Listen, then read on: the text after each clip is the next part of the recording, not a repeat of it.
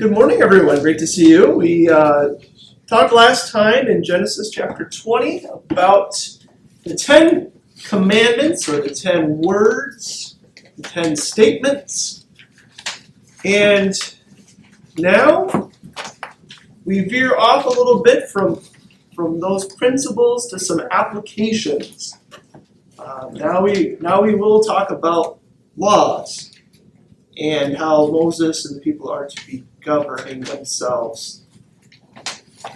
I think we'll have some interesting discussion today. We have some interesting topics because we certainly live in a different world than what the Israelites did, and we'll see that in our text. So without further ado, I'd like to jump into chapter 20, verse 22 and following.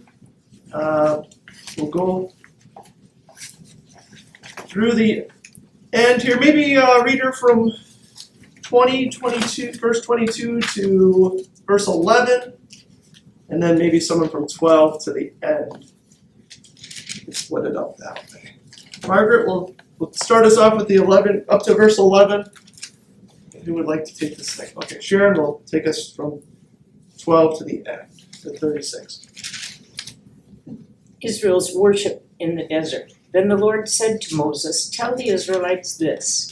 You have seen for yourselves that I have spoken to you from heaven. Do not make any gods to be alongside me. Do not make for yourselves gods of silver or gods of gold. Make an altar of earth for me, and sacrifice on it your burnt offerings and fellowship offerings, your sheep and goats and your cattle. Wherever I cause my name to be honored, I will come to you and bless you. If you make an altar of stones for me, do not build it with dressed stones, for you will defile it if you use a tool on it. And do not go up to my altar on steps, lest your nakedness be exposed on it. These are the laws you are to set before them, the rights of Hebrew servants.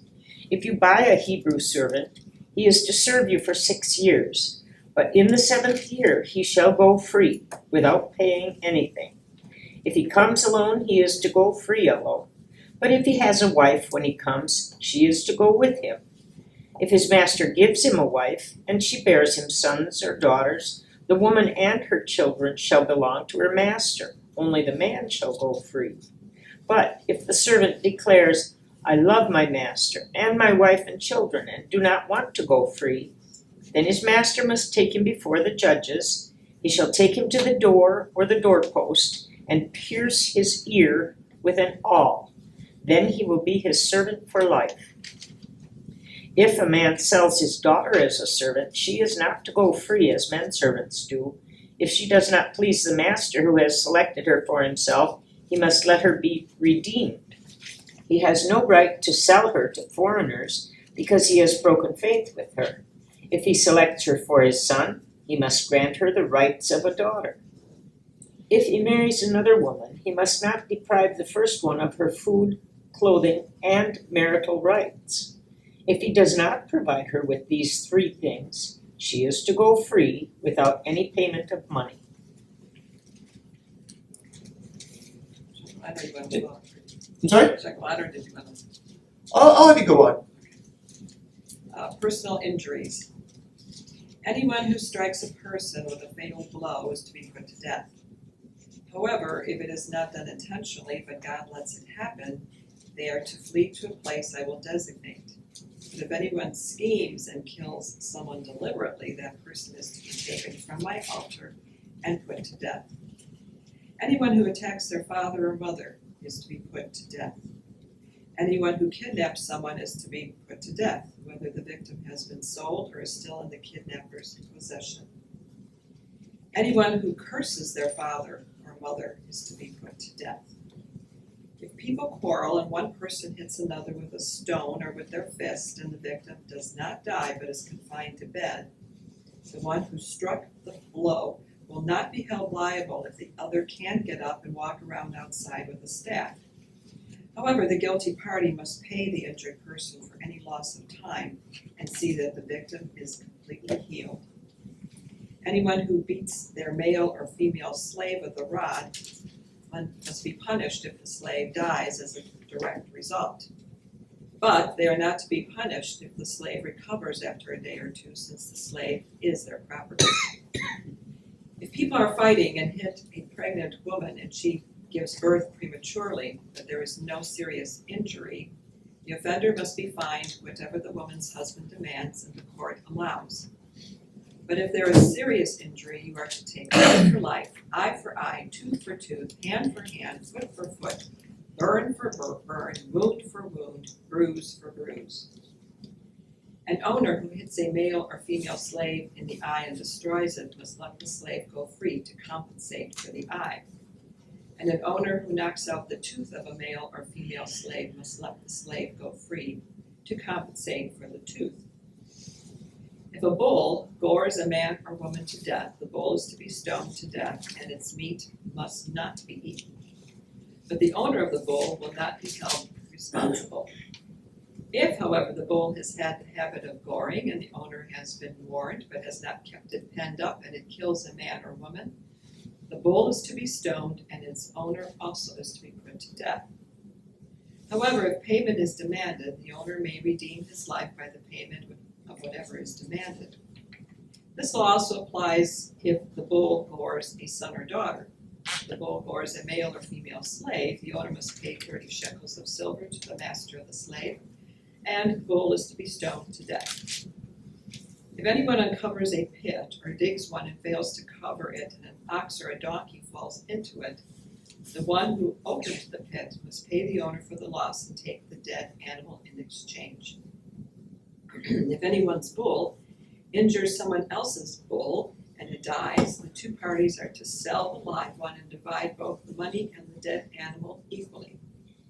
However, if it was known that the bull had the habit of goring, yet the owner did not keep it penned up, the owner must pay animal for animal and take the dead animal in exchange. All right. So, look section. You know, I could have given this lesson to Vicar very easily. I'm like, no, Vicar, I want to do two lessons in a row, and you can do next week. And then I looked at the text, and I'm like, this would have been great for Vicar. Because yeah, it gets a little awkward, right? But that's okay. We can have some conversations about some awkward parts of Scripture today. Not a problem. So, the look section. We should not confuse the altars spoken about in these verses with the altars in the tabernacle. Here, God was not saying that the Israelites could erect altars wherever they wanted. At various times, there was a need to erect an altar at a specific place for temporary use. We note how men like Samuel, Gideon, and Elijah erected such altars. These altars were to be simple altars made of earth or rough stone, not ostentatious or built for the glory of men. Yeah. So, I'll pause there. So, just thinking about the altars for a minute. There are sections of scriptures where we have these descriptions of stone, right? So we don't want stones that are cut. And I think even with the building of the Tower of Babel, people make the point of, men were mixing ingredients, and this displeased the Lord. And I think when you get these instructions about, we're not to make bricks that are mixed with different kinds of clay, or we're not to have stones that are cut, I think that the purpose is, these are not to be, built ornately that they get out of hand, right? I mean, we want to focus on sacrificing, we want to focus on the Lord. Maybe there's a thought here that the pagans, really built nice altars, and God will have His temple, and they will do it nice there, right? So, I see this as kind of a hedge to say, let's not get too excited about these places. We don't want them to turn into something more than they are. You're temporarily worshiping out here in the wilderness type of thing.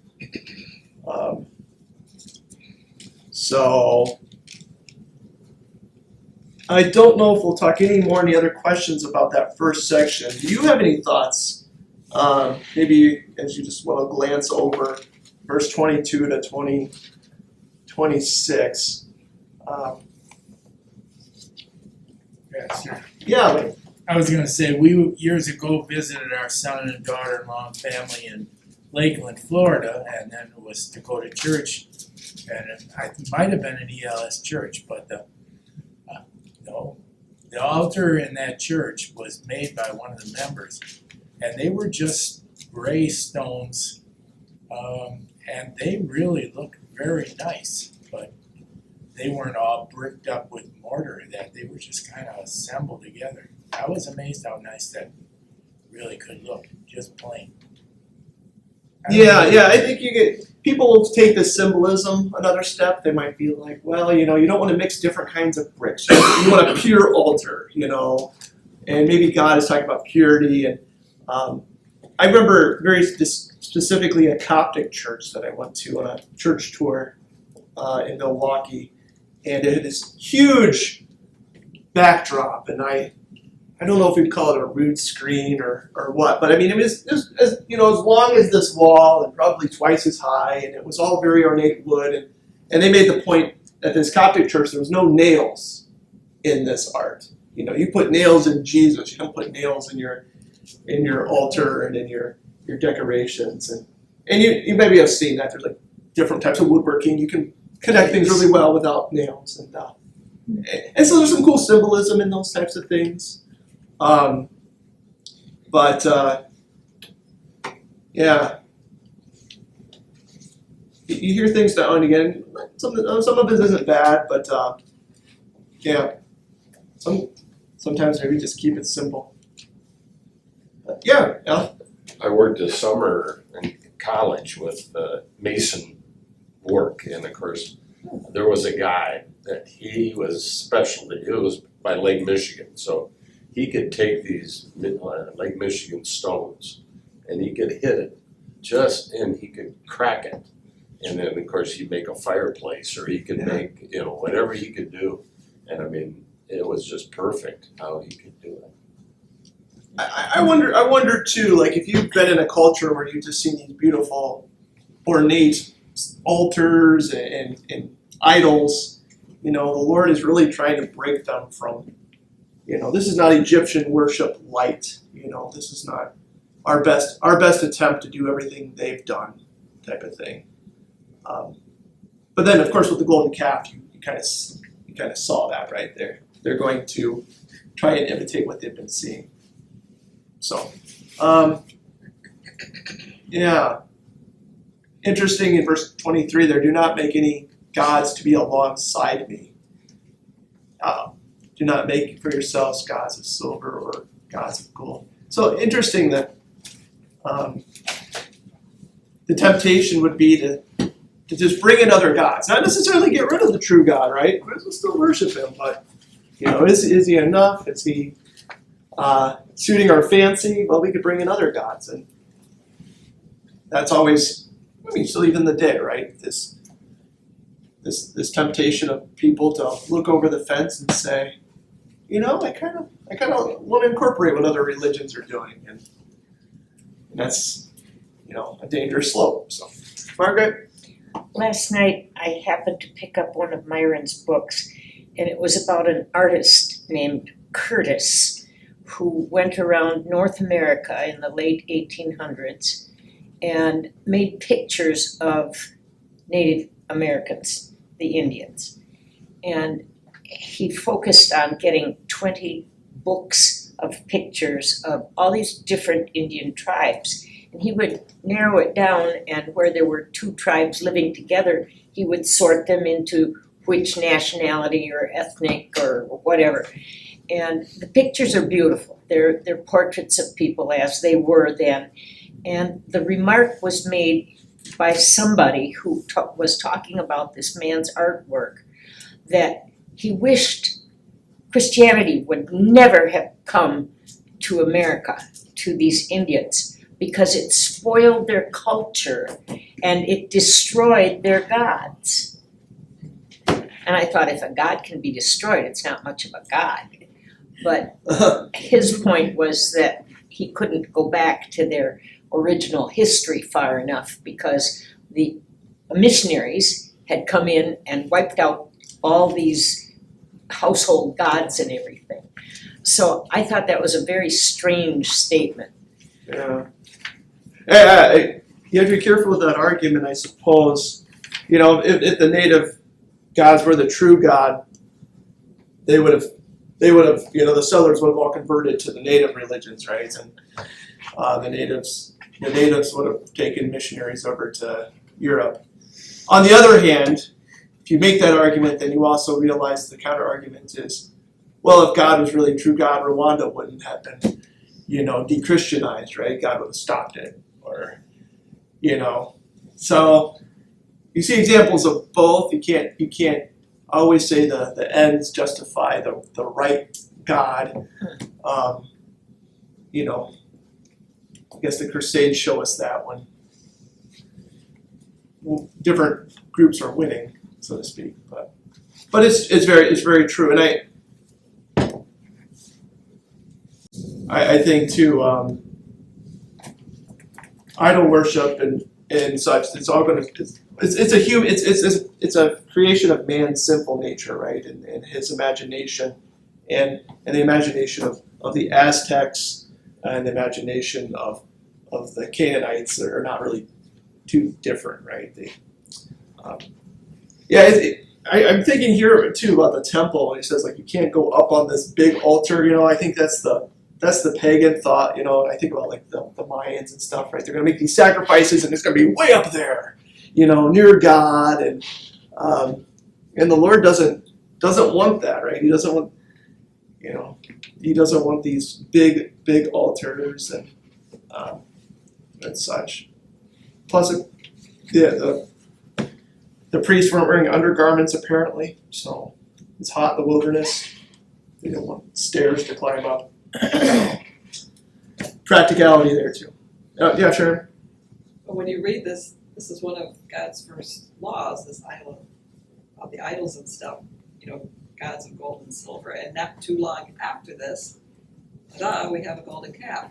And it's like, so that was, you know, a short-term commitment. Oh yeah, we won't have these, and then they go ahead and make one anyway. Right. We're getting the laws right now, and then begs the question, and I think the answer is, you can safely say, short. How much time did they have between the law being given and the golden calf? And it's like, it feels like we're getting a summary here, but we're not getting it maybe in chronological order. But they know. That's the thing, though. They should know better. Moses doesn't come down the mountain and say, "Oh my goodness, we forgot to tell you that, you know, don't do this." So I think in many cases these laws may be no surprise, and I think the People's Bible talks about the Code of Hammurabi. You know, Hammurabi was even maybe a couple of hundred years before this, and you know, people like to say Moses stole from him, and I just see it as a confirming in many cases that, you know, a lot of laws that Hammurabi had, if they're similar to Moses, I mean, it's similar because of what's left of the moral law in the conscience, right? You know, if your ox dies because your neighbor killed it, it does make sense that you replace it, you know, and stuff like that. It's not like, but again, I don't know, we live in a world where maybe people think Moses could just go on a website and see what Hammurabi was doing and copy and paste, and it wasn't that kind of world, right? And you know, here's 50 volumes of all the other laws people are doing. You know, it's not like Thomas Jefferson, right? Thomas Jefferson copied and pasted all over the place. You know, with our Declaration of Independence and such. Moses would not have been doing that. And frankly, he's too busy, right? He's got a day job governing to be a legal scholar and such. But again, maybe I'm not answering a question or a thought, but No, it's just Yeah. Well, man's heart is desperately wicked. Who of us has not had their mother say to them, I can't believe you did that. You know better than that. And that's the same thing here. You know, Moses coming down to say the same thing. I can't believe you did that, put up that golden calf. Give me that thing. And I think it's great that we go through the whole book chapter by chapter because we recall they also brought with them Egyptians that wanted to Baal, right? They saw the plagues and they knew Israel had the true God and they left with the Israelites. I mean, what percentage is that? I don't know. But there are people that haven't been children of Abraham physically that are with them that are going to be influential if they get the chance, maybe. Yeah, Margaret? Who was it that collected the gold that was melted down to make the calf? So, well, Moses' brother did. Yeah, I mean, this wasn't necessarily just a grassroots movement, but they collected a lot of the gold that they had come, their neighbor's gold and the jewelry that the people gave them. Go on, get out of here, you know, your God is doing dreadful things to us. Right. And so there was a certain amount of gold around, but it was Aaron and other priests that collected all of this. There's definitely a. I mean, there's always human nature to appease people, right? Yeah. Even if Aaron is not, I don't know. I sometimes wonder if Aaron is a little bit of a Pontius Pilate in a sense, like, you know, well, you guys want this, I'll do this, I'll wash my hands of it. We don't get that speech from him, which would have been a little bit better. In fact, we get him making excuses, but.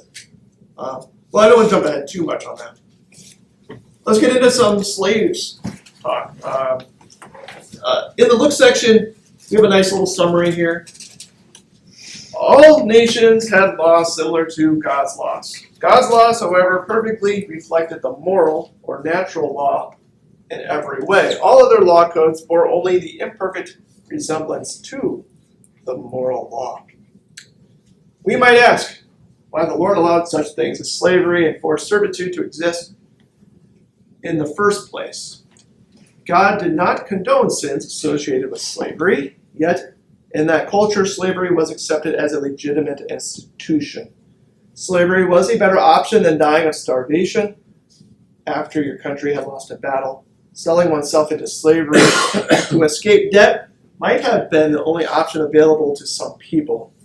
God also gave men permission to marry more than one woman. This was a concession to the culture and times, not a setting aside of the principle that a marriage is to be made up of one man and one woman. Note chapter 21, 1 to 11, God is talking about Hebrew slaves. All right, so I've sliced and diced this in my mind a few different ways. First thing I think we should say is, after God gave the 10 words or 10 commands, after talking a little bit about idols, his first thing is like guardrails for the weakest of people, right? So he doesn't start at the top and say, well, now you have, you know, Moses, and now you have your pastors, and now you have your, you know, he starts with the lowest rank and file of society.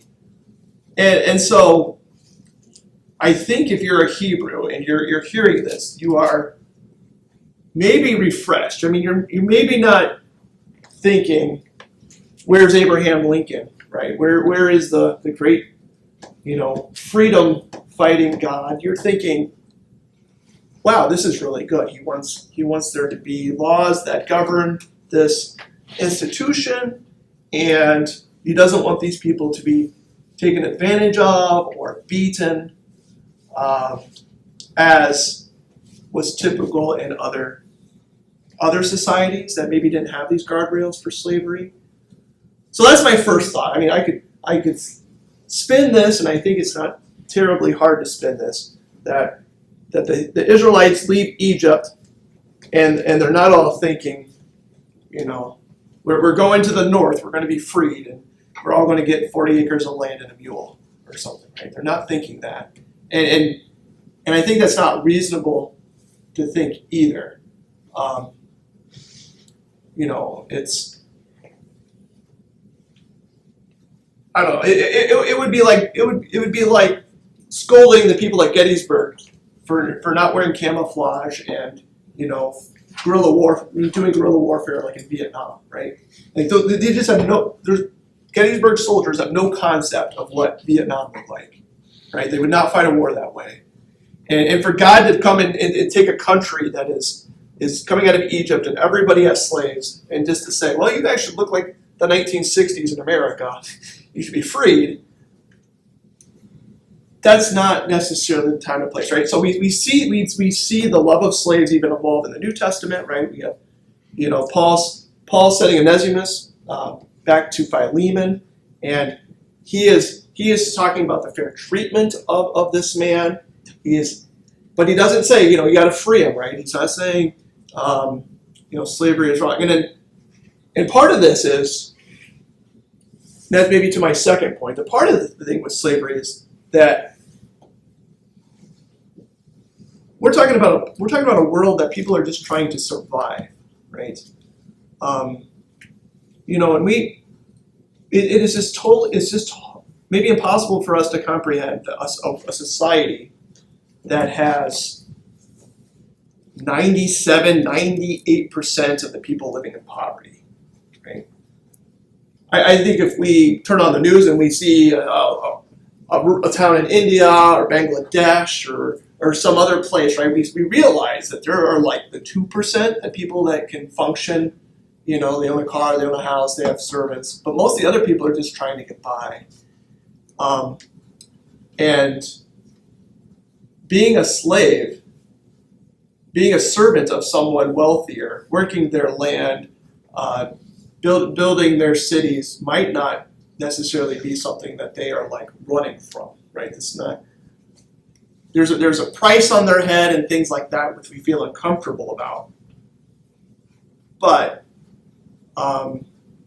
again, we kind of see it in further cultures like Roman culture. There are instances where slaves might be better off than soldiers. They might be better off than people working in a field. So again, and we have this ingrained thought of families being split and people coming over in boats. Like this is not necessarily the case, right? There is this case where people lose in wars and they are occupied, which isn't great. But again, what did we just hear? The Israelites said, we wish we could go back to Egypt and go eat some good food again, right? When we were slaves, we didn't have it so bad.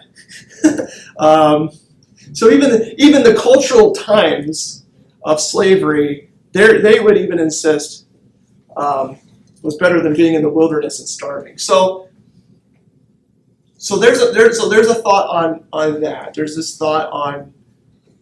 My first thought is he's protecting them. This is good. He's giving guidelines. The second is slavery in a very impoverished world is not always the last thing you are afraid of. Maybe I compare that to a poor kid in a I think sometimes like a poor kid in a urban setting, right? They want to get out of that, right? So they join the military. I mean, you could kind of say the military is kind of a form of indentured servitude, right? You go and you get provided for, you see that kind of with the 6-year deal, right? Like if your servant has served you 6 years, the 7th year you set him free. You don't make him be a servant forever. You can't, and you see that with usury laws too, right? Later you'll see you can't just charge interest forever and bury people. So there's that. And then maybe my third thought, or my third point about slavery is, even with the New Testament, that the laws are principles in an ideal world, right? They're principles. You don't commit adultery, you don't steal, you don't covet, right? You don't argue against a principle. But these are now the applications, right? These are now descriptive. What does that look like in a sinful world? What does it look like to have property and servants in reality? Not that God likes slavery, not that he's like, well, slaves are the best thing ever. You guys need more slaves and more indentured servants. And I would compare that thought along the lines of marriage and divorce, right? So if God in these passages, gave us nine verses on, well, if he sleeps with her and they have a baby, then he commits adultery, then you have to divorce him. If he sleeps with her and they don't have a baby, then you take him back. Or if he could have done that, right? We could have had those passages about divorce, and that does not mean God was like, well, divorce is great, and these are the guidelines that make it, wrong, right? So in a sinful world, with reality, God does admit this is an institution. He does admit. Jesus says there's divorce that will happen. So is God looking at them and saying, it's just not going to happen? And the same thing with the marriages. Why are they marrying more than one woman? And it's like, well, God doesn't approve of that. Jesus shows that God doesn't approve of that. But is this a hill that God is going to fight on right now? And it appears the answer is no. For his reasons, he's not going to outlaw slavery to maybe how we would like it, and he's not going to outlaw polygamy to where we would like it. But I don't necessarily think we have to believe that the God of the Old Testament liked where people were at. So those are three thoughts. I don't know if any of them stuck or any of them help you, but where are you at? Anything back in those verses that you want to question or comment on, Wayne? Well, we've all heard of prisoners who are out and can't handle freedom and purposely commit a crime so they get readmitted to the prison. And we have veterans who are living in the cold under the bridge during winter while prisoners are in a warm bunk and give up their freedom and get free dental care and, depending on who you vote for, a free sex change if you want it. So being a slave, there were slaves during the Civil War who said, "Master, I don't want to be freed. We have it too good here." That doesn't mean slavery's great. It just means it's better for them. Right. Not 100% of the slaves wanted to fight, for their freedom. Or they fought for the Union. And I'm sure that was and American slavery again. We're back to a different thing, I think. But yeah, we have a lot of baggage when we talk about slavery and such, and that's where I kind of think the first point's really important. That God was not looking at slaves, and the Bible never looked at that institution as people that were less than or property. They were souls to be saved and cared for and protected. And freedom was always. I mean, I see God saying, here's a big open door for you to free people and to treat them well. I struggle a little bit, and I guess this was like the Pastor Maki comment in one of the services he had. I don't know if it's word for word in every service this weekend, but I think about polygamy, he said, ask God in Heaven's Bible study or something of that nature. And we could do that. I mean, maybe I should have done that 5 minutes ago. Ask God in Bible study, but I don't know. I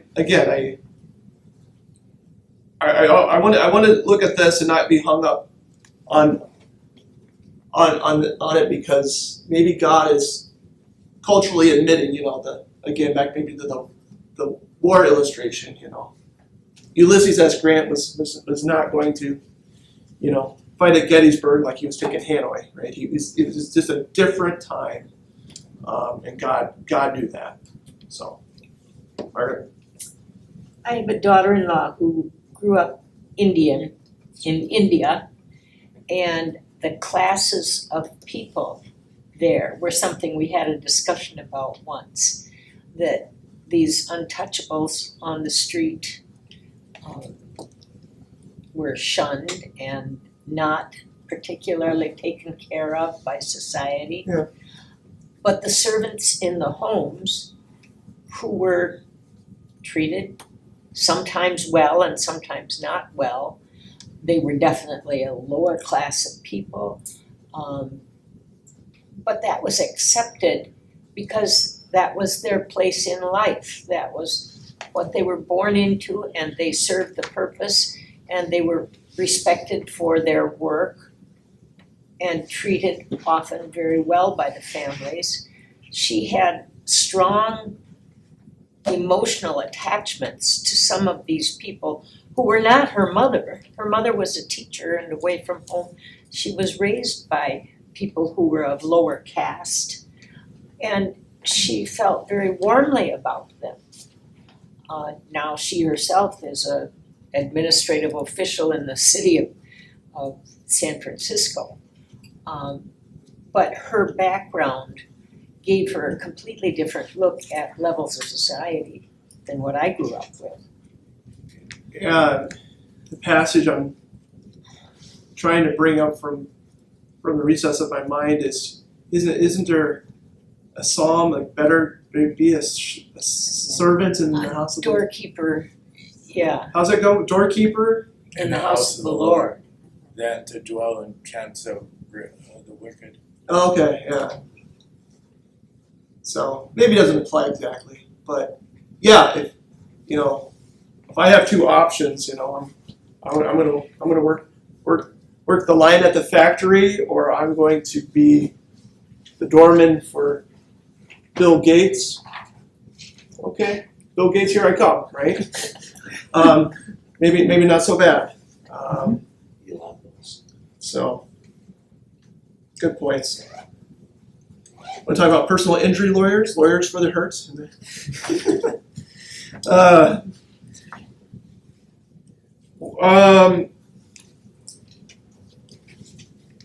Let's go to the questions in the sheet, and then we'll come back to maybe some of these finer points as we have time. So, draw on what you know about the ancient world. Do you think other countries began their law codes with humane provisions for their slaves? Began their law codes? Did they start their laws thinking about the slaves? I kind of made a big point about this.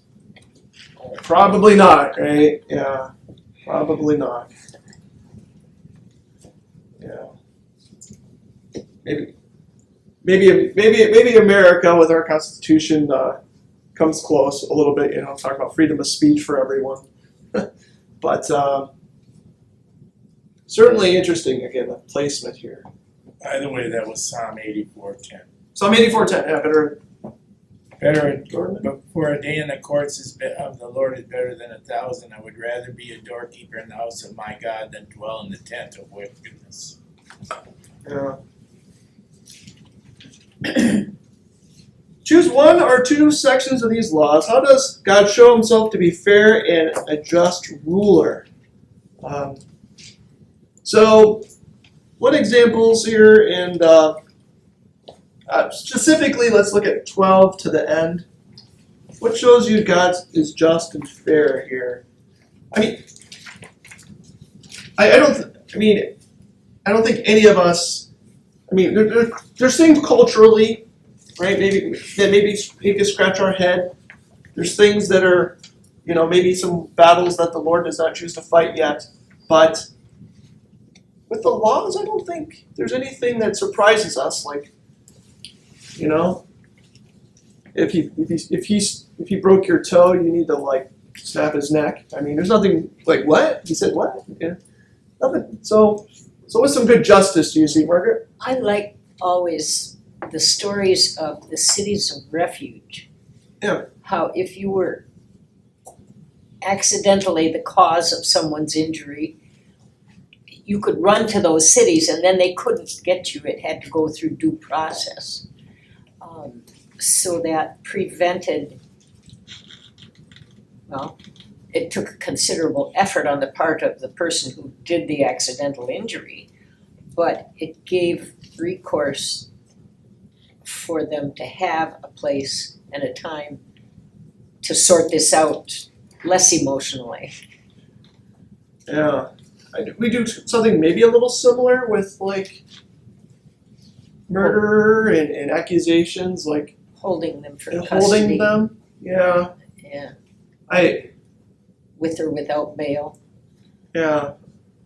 Always kind of interesting that thought process.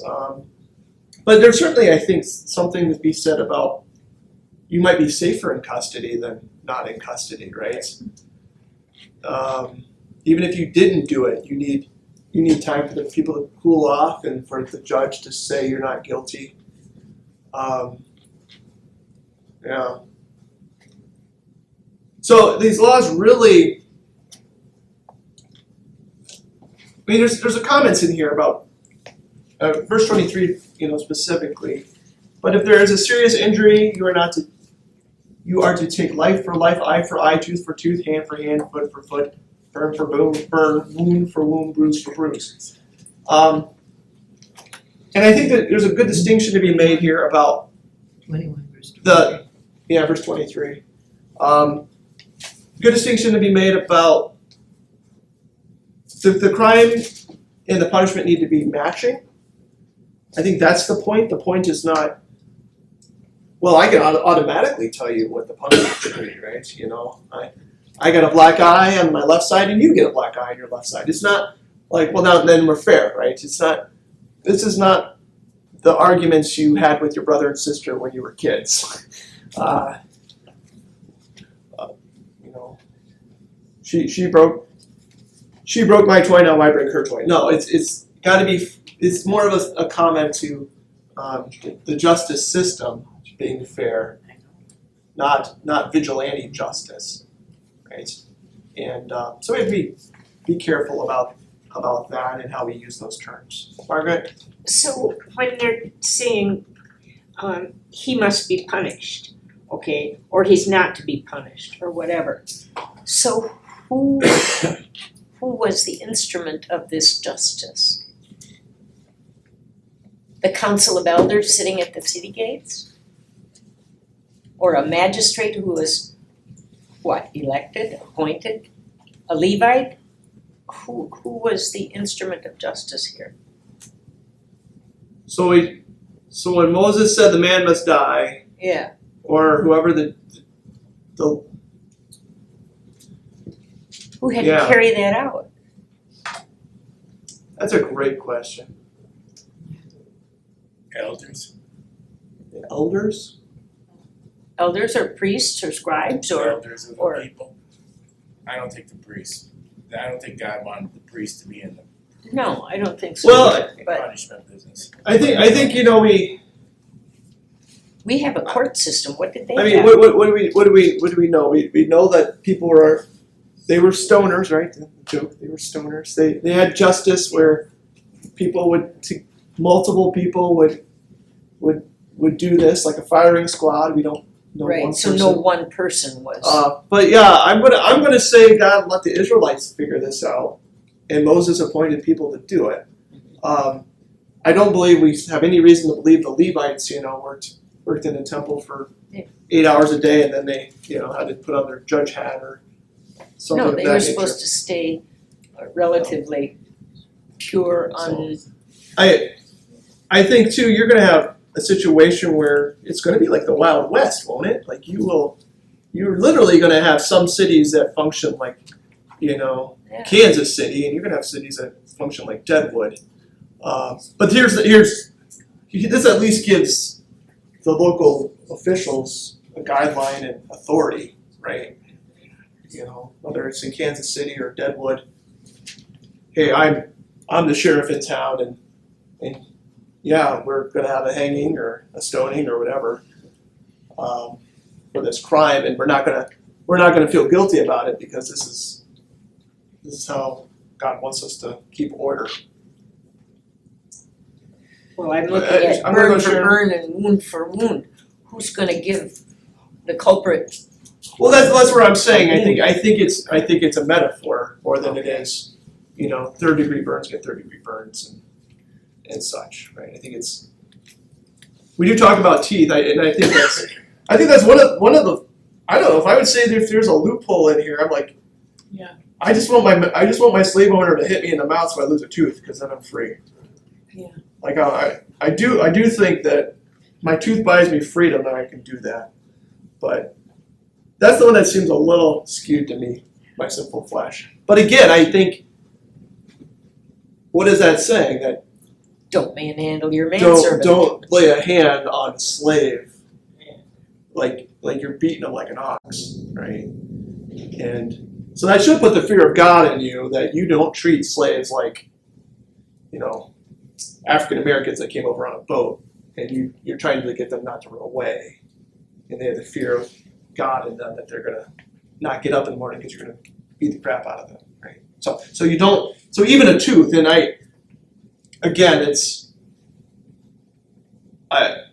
would someone come up to the judge and say he broke my leg because he hit me with a bat, and judge would say, well, we have tooth gets you free, a broken leg that gets you free too. I mean, I think there is open to interpretation. We're not just protecting teeth. These are guidelines that are maybe not too hard to apply across the cultural life of a slave or a slave owner or a master and a servant, and however the dynamic would be. I'm gonna go to Sharon. She had a thought. No, I was just gonna go back to the time of Jethro and Moses, where Jethro helped Moses set up this whole kind of a judicial system. And you do see later the word elders used, and in 22, just looking ahead, the word judges is used often, so there probably was something set up. Moses being probably the final judge, but that's probably it. So maybe later on when there was another kind of judicial system. Right. So in the time of Jesus, we have the Sanhedrin, which is 72 individuals, and is that? I'm trying to make some number salad here. It is 70. If 11 tribes have 10 records, no, it doesn't work, right? But they do get to the point where they, we don't see anything in the Old Testament that says the ruling body has to be 72 individuals, but they kind of get there, and maybe that the seeds of that is with Moses and Jethro, right? Like, well, and if they're traveling in tribes and they're camping in tribes and they're around the tabernacle, I mean, you got to think. We have a council of 8 guys for the tribe of Benjamin. We have a council of 8 guys for the tribe of Judah, and they're the ones you're going to go to first, and you're not going to go all the way to Moses. And then you could probably see in the Promised Land where the tribes sort of dissolve, so to speak. Everybody's intermarrying, and it's not a distinction anymore. They say, well, let's just take the old system and just put them all in Congress, right? We'll just put them all in Jerusalem, and they kind of act as like a Senate, so to speak. So not a crazy evolution, but I suppose Moses is the Supreme Court. I mean, that's what it seems like Jethro was really saying. Right? And don't quit this, don't delegate it all out, but do what has to be done, important stuff. So good thoughts, Margaret. I'll come back to you. Do you have another? No? Well, I was gonna ask too. Yeah. It says if a man beats his male or female slave with a rod, and the slave dies as a direct result, the man must be punished. But if the slave can get up after a day or two, since the slave is his property. Okay. Um, So, so somebody's beating on the slave and that's okay. A punishment is appropriate in some circumstances, but not to that extent.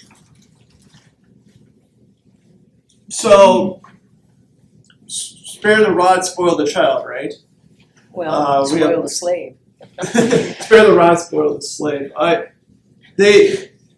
There were limits. You know, there was no phrase that said, well, if you spank your child so bad that they can't walk. But again, I think we live in a different time, right? Like if we had this sermon of part one, spank your children, part two, I don't know, it's just like it's foreign to us, but there's got to be. I mean, if this is the system that is being allowed, how are you going to get your children to obey you? It's not like most God could say, well, take away their iPhone and don't take them to soccer camp, and now they got to clean the bathroom. Those are fine and good things, but it's a different time, right? And I think too for slaves, we must be, and again, I think culturally we're thinking, you didn't pick the field fast enough, you're getting whipped. But if the slave is serving under you, you are like their judge, right? You maybe don't take your slave to the court and say, well, they're not, this slave put the moves on my wife, you need to deal with it. The court might very well say, well, the slave put the moves on your wife, you deal with it, right? How did Joseph go to jail? Did Joseph get a trial? No, Potiphar said, get the heck out of here. You went after my wife. Could Potiphar beat him with a rod and then legally okay? Well, Potiphar, you shouldn't beat your slave because Potiphar. No one would lecture Potiphar. So I think again we're talking about rare things here, and just like spanking your child, I think it's not the default. Oh my goodness, you were late for the bus. Now I had to drive you to school. You're getting spanked today. It's not. We might read too much into it, in a sense. But do I feel comfortable about it? Do I like God saying when one person beats another person? It's in the context of someone did something wrong. I don't think it's in the context of we're trying to figure out how to be more efficient and productive, so we're going to threaten people physically, right? And then that's where I would go back to the other laws and say, nowhere do I feel like the Lord is trying to give, I mean, this is a great quote, like to make a political ad, wouldn't it? Mm. Well, here God says, go beat your slave if they upset you, and like, what does upset you mean? What and Degrees So- and limits. I think we might jump to the worst case scenario of a slave driver and Moses steps in. I mean, because that's the thing, like Moses jumps into a slave argument where a slave's being beaten. And he was in the right to defend them because the slave was doing nothing wrong.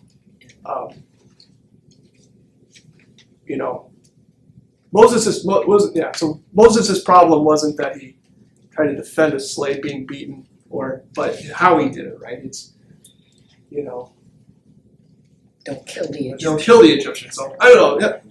Kathleen, you have some I have thoughts. a question, Yeah. actually, about the slave culture. My understanding is they were set free in 7 years, so the whole culture would be different than like forever and ever you're going to be here. Or were there, and then there was the ones, the pierce my ear thing against the door because they didn't want to leave. But were there other kinds of slaves? Or am I reading this wrong? I mean, that would put a whole different look on your life if you knew, and I would work this off in 7 years, I would be done. I would be There's a free. light at the end of the tunnel, Yeah, right? so the whole culture was different. I think Slave culture. I would appreciate if it's hard to understand the whole, if you want to keep your family together, you need to remain a slave. That's probably the hardest passage in all this for me. And So that's when they would go to the door and then pierce the ear. pierce the ear, yeah. So I think what it's saying is God kind of saying, you know, again, if you're a slave, this is probably not the time to get married and start a family. Is that what God's kind of saying? Like, I mean, if you really want to start a family and be married, just realize that you're bringing them into this institution. This institution is your 6-year deal. I don't know, I guess it'd be like if you get married while you're in the military, you have to serve 20 years with that if you know, and you bring your family into it. You know, it's really foreign to us, but at the end of the day, it feels like God is saying, you know, this might be a younger situation in life as you save money and get on your feet. But if you bring your kids and your wife into this and you're being provided for by the master. Here's the deal. I move into your house and I'm like, well, Kathleen, I'm used to Netflix and I'm used to ordering out all the time from Grubhub, and we at least get a 6-pack of beer and with my friends. So now that I moved in with you, I'm gonna get married. I'm gonna keep this. You're paying for this, right? I mean. So you just can't do that. You can't say, well, I'm gonna get married, you gotta give me a bigger house, I have kids, now you have to help me feed them. So maybe in a way this is a discouragement to not take advantage of your employer. Well, now I'm the pastor here, where's my house? And I'm used to the thicker ply of toilet paper. Where is it? And now I got some kids, and I'm gonna adopt 3 kids from Rwanda. So I need more money for diapers. And at some point you're like, yeah, you're a pastor, but you just can't. Well, your parents took you on vacation to Disneyland every year. Now you want us to pay for that too. At some point there's a give and take here, and maybe I'm reaching with that. I did not read that in the People's Bible, but. It does kind of make sense, you think about slave quarters and modest dwellings and working. Wayne, you've been patient, thank you. It helps to remember the overview that God wants to bless us and He wants our good. For example, if you're reading in Jeremiah like we are at home, that God wants to bless people and not punish them until they anger Him and refuse to do what is right. And the same thing would apply here. So, for example, the main thing you want if you're dealing with somebody is that they do the right, you don't want to punish. So you think, what would tend to do that in the kindest way? For example, about spanking, which we mentioned previously. The neighbor lady across the street said that her son John you could spank till you were wit's end. It accomplished nothing. So you try to do something that did accomplish it. I remember her saying that multiple times. And the same thing with me. If I had to sit in the corner, that was bad, but the ultimate punishment was, okay, you're going to camp. No, Mom, no, I don't want to go to camp. That's the death sentence. And to this day, I don't go to camp. But I think that's what God is aiming for. So to get embroiled into all this. So if you have a slave, what will make the slave do what I want him to do? No one likes to start pounding away on somebody except some monster, and they need to be locked up. So I think if you look at that overview, God is for our good, not our bad. He says, I want to bless you and not to punish you. I'm not pleased if anyone perish. I want everyone to hear the gospel. Yeah, so and I think of it that way greatly too. That's probably a great place to end. God wants salvation for all the people, right? We know like slaves and free, and these law. I mean, it's hard to tell people that they have a loving God if you you make them slaves forever, and you beat them, and there's no recourse, and you just, it's next to impossible, right? But the gospel of the promise and the love of God shows through that, and these laws bring about the order so the gospel can be shared. How often did someone dig a cistern and their neighbor's ox fall into it? Very rarely, but I'm sure it happened. How often did a slave master go overboard and kill their slave because they beat them too hard? Hopefully, just as rare as an ox falling into a cistern, but they were there. And whoever curses his mother or father should be put to death. Well, that's kind of the last question on the sheet there. That's you have to. There's an institution here. God is first, and your parents were his representatives, right? And, order is going to start in the home, and